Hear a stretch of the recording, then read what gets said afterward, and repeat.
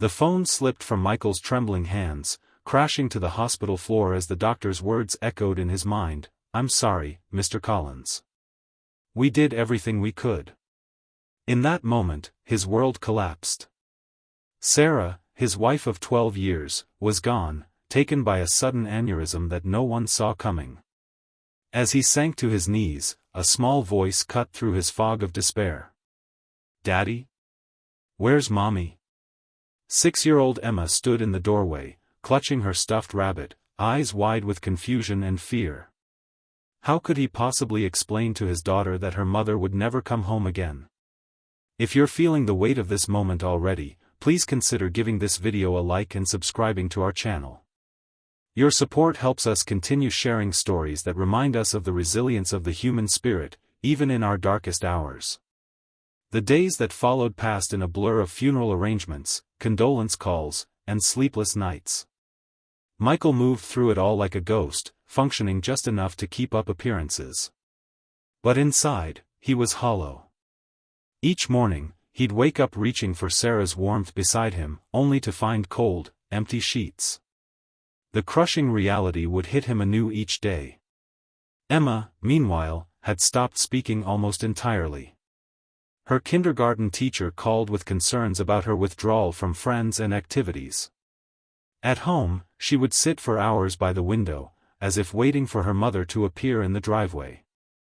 The stuffed rabbit, a gift from Sarah on Emma's last birthday, never left her side. Michael knew he needed to be strong for his daughter, but how could he help her through her grief when he could barely manage his own? The parenting books on their shelves offered no chapter on how to raise your child after your spouse dies. Sarah had always been the one who knew what to do, who could soothe Emma's fears with just the right words or gestures. Without her, he felt utterly lost. One night, about 3 weeks after the funeral, Michael woke to the sound of soft crying. He found Emma sitting on the floor of Sarah's closet, surrounded by her mother's clothes, tears streaming down her face as she clutched one of Sarah's sweaters. "I can't remember how she smells anymore, Daddy," Emma whispered, her voice breaking. "I'm forgetting her." Something inside Michael broke open. He sat down beside his daughter, pulling her into his arms, and for the first time since Sarah's death, he allowed himself to cry with Emma. They sat there together, father and daughter, sharing their grief in the dim light of the closet. "We won't forget her," Michael promised, his voice hoarse. "I'll tell you stories about Mommy every day. We'll look at pictures. We'll remember together." That night marked a turning point. Michael realized that in trying to shield Emma from his pain, he'd been denying them both the chance to heal. Sarah wouldn't want either of them to disappear into grief. She'd want them to find a way forward, together. The next morning, Michael called his boss and requested a leave of absence. Then he sat down with Emma at the kitchen table, Sarah's favorite spot in the house, and made a plan. "We're going to make a memory book," he told Emma. "With all our favorite stories about Mommy." Emma's eyes lit up for the first time in weeks. "Can I draw the pictures?" "You can draw all the pictures," Michael promised. They started small. Each evening, they would share one memory of Sarah, writing it down in a journal and adding Emma's illustrations. Some nights were harder than others. Sometimes the memories would trigger fresh waves of grief, and they would hold each other through the tears.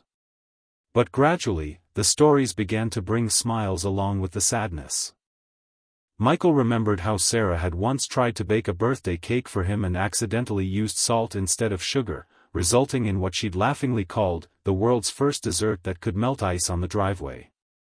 Emma recalled how her mother would make up elaborate stories about her stuffed animals, giving each one a distinct voice and personality. As the memory book grew, so did their ability to talk about Sarah without being overwhelmed by loss. The pain didn't disappear. Michael knew it never would completely, but it began to make room for other emotions, gratitude for the time they'd had with her, joy in the memories they shared, and even laughter at the quirks that had made Sarah uniquely herself. One evening, as Michael was tucking Emma into bed, she asked a question that caught him off guard. "Daddy, do you think Mommy can see our memory book from heaven?" Michael paused, considering his words carefully. I think Mommy knows exactly what we're doing, he said finally. And I think she's very proud of how brave you've been. Emma nodded solemnly. I think she's proud of you too, Daddy. You make really good pancakes now. Almost as good as Mommy's. Michael laughed, surprised by the sound of it in his throat. Almost as good, huh? I'll take that as a win. As the months passed, Michael and Emma established new routines. They joined a support group for families who had lost loved ones, where Emma met other children who understood what she was going through. Michael connected with other single parents who offered practical advice and, occasionally, much-needed adult conversation. There were still difficult days. Emma's first day of first grade, when Sarah should have been there taking pictures and fussing over her daughter's outfit. The first Christmas without her, when they had to decide which traditions to keep and which were too painful. Sarah's birthday, which they marked by releasing lanterns into the night sky, each carrying a message written to her. But there were good days too, days when Michael would catch himself laughing without feeling guilty afterward, or when he'd watch Emma playing with friends and see her mother's smile lighting up her face. On the one-year anniversary of Sarah's death, Michael took the day off work, and they drove to Sarah's favorite spot, a small lake where they had often picnicked as a family. They brought the memory book, now filled with stories and drawings, and sat by the water's edge. I miss her every day, Michael admitted, his arm around Emma's shoulders. Me too, Emma said. But I'm glad I have you, Daddy. Michael looked down at his daughter, seeing both Sarah's features and his own reflected in her face. In that moment, he realized something profound. Sarah lived on in Emma, not just in her appearance, but in her spirit, her kindness, her determination. And in raising their daughter, Michael could honor Sarah's memory in the most meaningful way possible. That evening, as they drove home, Emma fell asleep in the back seat. Michael glanced at her in the rearview mirror, peaceful in slumber, still clutching the well-worn stuffed rabbit.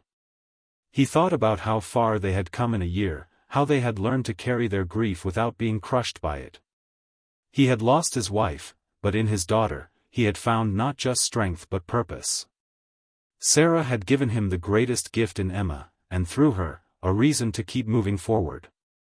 They would always miss Sarah, always feel the space she had left behind. But they would also live fully, love deeply, and make her proud. 2 years after Sarah's death, Michael stood in the doorway of Emma's room, watching as she carefully arranged photos on a poster board for her school project titled, My Hero. The largest photo showed Sarah, laughing with her head thrown back, her arms around a younger Emma. Do you need any help? Michael asked. Emma shook her head, concentration evident on her face as she applied glue to the back of another photo. I'm almost done. Want to see? Michael sat beside her on the floor, taking in the collage of images and the carefully printed words beneath them. My mom was a hero because she taught me to be brave and kind. Even though she's in heaven now, she's still my hero, and so is my dad. Michael's throat tightened. That's beautiful, Em. Ms. Peterson said we could write about any hero, real or made up, Emma explained. But I wanted to write about someone real. Mom was real, and she was really brave, wasn't she? She was the bravest person I've ever known, Michael agreed. And you're just like her. Emma beamed at the comparison. Dad? I was thinking maybe we could start a new tradition. What kind of tradition? On Mom's birthday, instead of just sending up lanterns, maybe we could do something to help other people? Mom always liked helping people. Michael felt a surge of pride so intense it nearly took his breath away. That's a wonderful idea. What were you thinking? Maybe we could volunteer at the hospital? Or collect toys for kids who are sick? I think Mom would love that, Michael said, pulling Emma into a hug. We'll make it happen. That night, after Emma had gone to bed, Michael sat alone in the living room, looking through old photos of Sarah. The pain of her absence was still there, a familiar ache in his chest, but it no longer paralyzed him. Alongside it was gratitude for the years they'd shared, and for the remarkable little girl they had created together. He thought about Emma's project, about her desire to honor her mother by helping others. In her own way, at just 8 years old, she was finding meaning in their loss. She was transforming grief into compassion, absence into purpose. Michael had spent the first year after Sarah's death just trying to survive, to keep himself and Emma afloat in an ocean of grief. The second year had been about learning to live again, to find moments of joy amid the sadness. Now, as they approached the third year, he realized they were doing more than just surviving or living, they were growing, evolving, becoming stronger through their shared experience of loss. He had lost his wife, but in his daughter, he had found not just strength but wisdom. Emma, with her resilient spirit and open heart, had taught him that love doesn't end with death. It transforms, finding new ways to express itself, new paths to follow. As he closed the photo album, Michael made a silent promise to Sarah, to live a life worthy of her love, to raise their daughter with all the courage and compassion she deserved, and to keep Sarah's memory alive not just in stories and pictures, but in the way they chose to live each day. The journey of grief was far from over. There would still be difficult milestones ahead, Emma's graduation, her wedding someday, all the moments when Sarah's absence would be felt most keenly. But Michael no longer feared those moments. He and Emma would face them together, carrying Sarah with them in their hearts. In the quiet of the night, Michael whispered, "Thank you for our daughter, Sarah. She saved me. And through her, you're still saving me every day." 3 years turned into 5, and 5 into 10. Emma grew from a child into a teenager, her resemblance to Sarah growing stronger with each passing year. She inherited her mother's artistic talent, filling sketchbooks with drawings and paintings that captured the world around her with sensitivity and insight. On Emma's 16th birthday, Michael gave her a special gift, Sarah's camera, carefully preserved all these years. "Your mom loved photography," he told Emma as she turned the camera over in her hands, examining it with reverence. "She had an eye for beauty in unexpected places." "I remember," Emma said softly. "She was always taking pictures of random things, raindrops on leaves, shadows on the sidewalk. She believed that life's most precious moments often go unnoticed," Michael explained. "She wanted to capture them, to remind herself and others to pay attention to the small wonders around us." Emma lifted the camera to her eye, focusing on Michael. The shutter clicked, capturing him in a moment of bittersweet remembrance. "Perfect," she said, reviewing the image on the display. "I'm going to take it everywhere." And she did. Emma developed her own passion for photography, seeing the world through a lens that somehow combined her unique perspective with echoes of her mother's vision. She photographed her friends, her school, the changing seasons in their neighborhood. But her favorite subjects were people, capturing expressions, emotions, connections between individuals. For a school photography project, she created a series titled Single Parents, featuring portraits of fathers and mothers raising children on their own.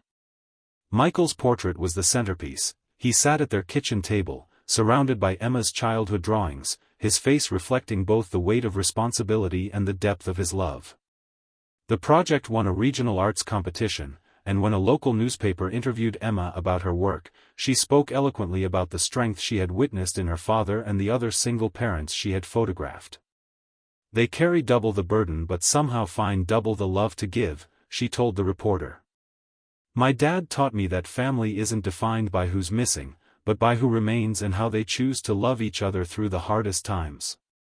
When Michael read the article, tears streamed down his face, not from sadness, but from profound gratitude for the remarkable young woman his daughter had become. As Emma's high school graduation approached, Michael found himself reflecting on the journey they had traveled together.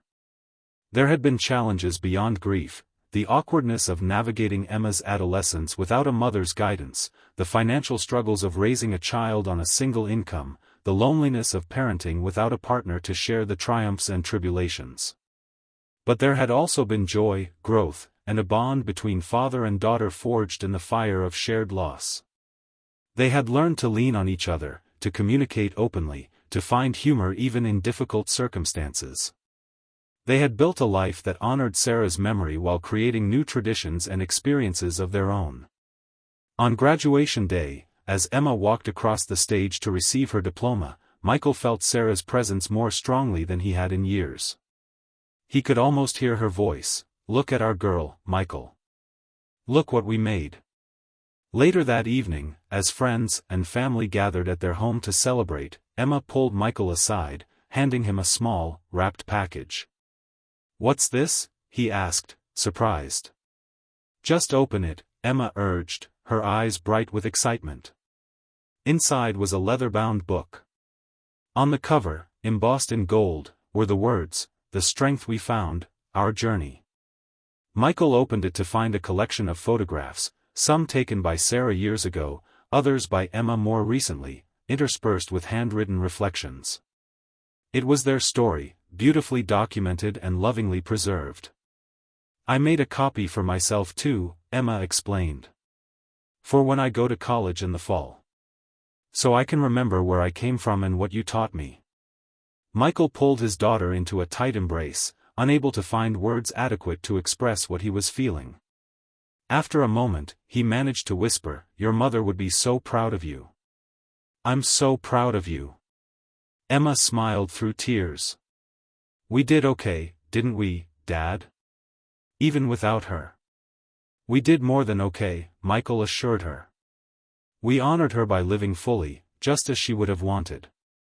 As Emma prepared to leave for college that autumn, Michael faced a new challenge, learning to live alone for the first time since Sarah's death. The house would be quieter, emptier without Emma's presence. But rather than dreading this new chapter, he found himself approaching it with unexpected peace. Sarah's death had taught him that life could change in an instant, that nothing was guaranteed. But it had also shown him his own capacity for resilience, for adaptation, for finding new purpose even amid profound loss. The night before Emma left, they sat together on the porch swing, a favorite spot for their conversations over the years. "I'm nervous," Emma admitted, leaning her head against his shoulder just as she had done as a little girl. "Not just about college, but about leaving you here alone." "I'll be fine," Michael assured her. "This is exactly as it should be. You're ready to spread your wings, and I'm ready to watch you fly." "But what about you? What will you do?" Michael smiled. "I've been thinking about that. Remember how your mom always wanted to start a support group for families going through medical crises? I think I might finally do that, in her name." Emma's face lit up. "The Sarah Collins Foundation? That sounds perfect." "It's time," Michael said simply. "For years, we needed support. Now maybe we can provide it for others." As they sat in comfortable silence, watching the stars emerge in the evening sky, Michael reflected on the long journey from that devastating day in the hospital to this moment of quiet contentment on the porch. He had lost his wife, but in his daughter, he had found not just strength but healing. Through loving and raising Emma, he had learned that grief and joy could coexist, that broken hearts could mend without forgetting, that life could be beautiful even after unimaginable loss. Sarah would always be part of them, in Emma's smile, in the values they shared, in the love that had shaped their family. Her absence would always be felt. But Michael had come to understand that absence was not emptiness, it was a space filled with memory, with meaning, with the ongoing presence of love that transcended death itself. As Emma left for college the next day, Michael stood in the driveway, waving until her car disappeared from view. Then he went inside, to the desk where he had already begun drafting plans for the Sarah Collins Foundation. On the desk sat a framed photograph, one of the last taken of Sarah before her death. In it, she was laughing, her arms outstretched as if embracing life itself. Beside it was a more recent photo of Emma, captured in a similar pose, with the same joyful expression. Michael touched both images gently.